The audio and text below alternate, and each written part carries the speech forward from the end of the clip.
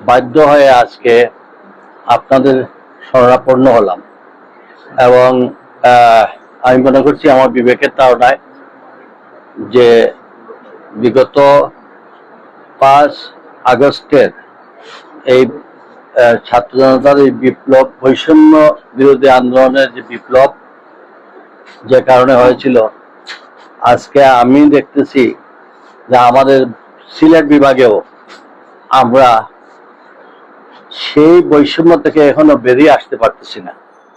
সেই বৈষম্যের বিরুদ্ধে আজকে সিলেটবাসীর এবং সিলেটের জনগণের সাবেক জনপ্রতিনিধি হিসাবে আমি আমার শহর এবং জেলার এই বিভাগের যে সকল ডেভেলপমেন্ট প্রজেক্ট কিভাবে বাতিল হয়েছে, কিভাবে সিলেটের প্রতি বৈষম্যমূলক আচরণ করা হচ্ছে, তার একটি চিত্র আপনাদের সামনে তুলে ধরব।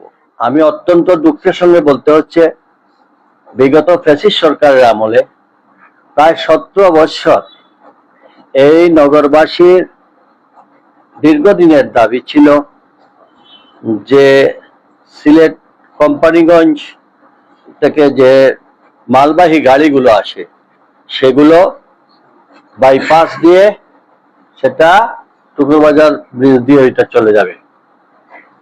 কিন্তু অনেক বলাবলির পরেও আপনারা শুধু ত্রিমুখীর মুখ থেকে রেল গেটে পর্যন্ত দেখতেছেন, আর বিমানবন্দরের মুখ থেকে ওইটুক। কিন্তু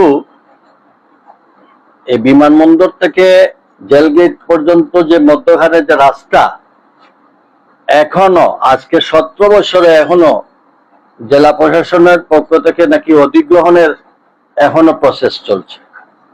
ঢাকা সিলেট রোডের কি অবস্থা, বাংলাদেশের অন্য যেভাবে দেখেন ঢাকা সিলেটের আজকের কি অবস্থা, সেখানেও বলা হচ্ছে যে কিছু কিছু ক্ষেত্রে এখনো তারা অধিগ্রহণ সংক্রান্ত কারণে সড়ক ও জনপথ বিভাগ এই দোয়াই তুলে তারা এই কাজে অগ্রসর হচ্ছেন না।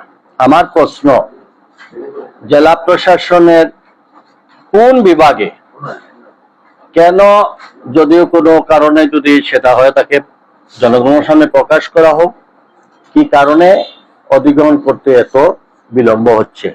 বর্ষাকাল, বন্যা পরিস্থিতি মোকাবেলায় বিদ্যমান সড়কসমূহ রক্ষার পূর্ব প্রস্তুতি গ্রহণের প্রয়োজনীয় বাজেট প্রদান এবং সমন্বয় সাধন।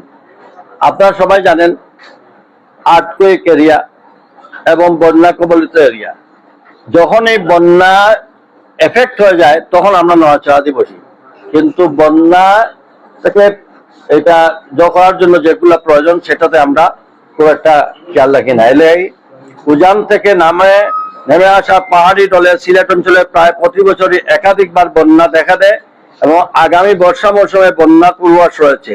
বন্যায় মূলত একই সড়কাংশ বারবার বন্যার পানিতে নিমজ্জিত। 2024 সনে জুলাই মাসে বন্যায় সিলেট সড়ক বিভাগের 9টি সড়কের প্রায় 55 কিলোমিটার সড়কাংশ বন্যার পানিতে নিমজ্জিত হয়। এই বন্যায় বিস্তৃত সড়ক সমূহের টেকসই উন্নয়নের লক্ষ্যে কংক্রিটের তৈরি করার জন্য একটি প্রস্তাব প্রস্তুত করা হয়েছে, কিন্তু এটার প্রস্তুত করা হয়েছে, কিন্তু এটা আলোর বোকা দেওয়া হয় না। বিমান, সিলেট প্রবাসী অধ্যুষিত এলাকা। বাংলাদেশে একই দেশে দুটা নীতি হতে পারে না। বাংলাদেশে বিমান এবং প্রাইভেট সেক্টর যেসব বিমান আছে, ঢাকা চিটাগাং রোড, ঢাকা রাজশাহী বা ঢাকা সৈয়দপুর, কোথাও ফ্লাইটের যে ফেয়ার এটার কোনো হড়পড় হয় না। কিন্তু সিলেটের ব্যাপারে যে ওই যে আমাদের শেয়ার বাজারে যে উঠানামা করে, প্রতিদিনই সরকারি বিমান এবং বেসরকারি বিমানের তো বলার উপেক্ষাই রাখে না।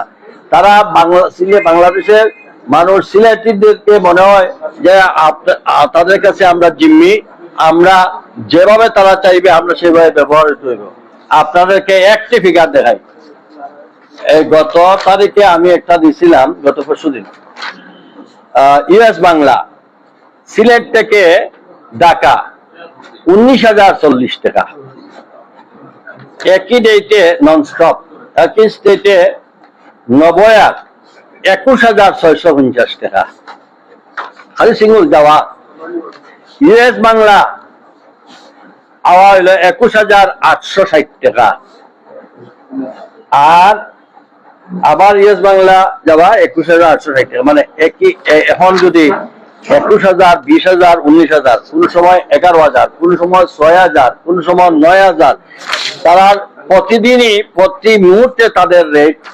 আমি আজকে বিমান ম্যানেজিং ডাইরেক্টরের কথা বলছি যে একই দিনে আপনি যদি 3,500, 4,000 টাকায় একজন প্যাসেঞ্জার নিতে পারেন, তা আদার ফ্লাইটে কেন আপনি নিতে পারেন না? উনি বললেন আমাদের এটা আমরা পেড করে ফেলবো আমরা। তো কেন এটা কে করছে? সিলেটের ব্যাপারে, ঢাকা সিলেটের ব্যাপারে আমাদের অন্য জায়গায় যে রেট আছে আমরা ওইটা দিতে রাজি আছি, কিন্তু বৈষম্য কেন?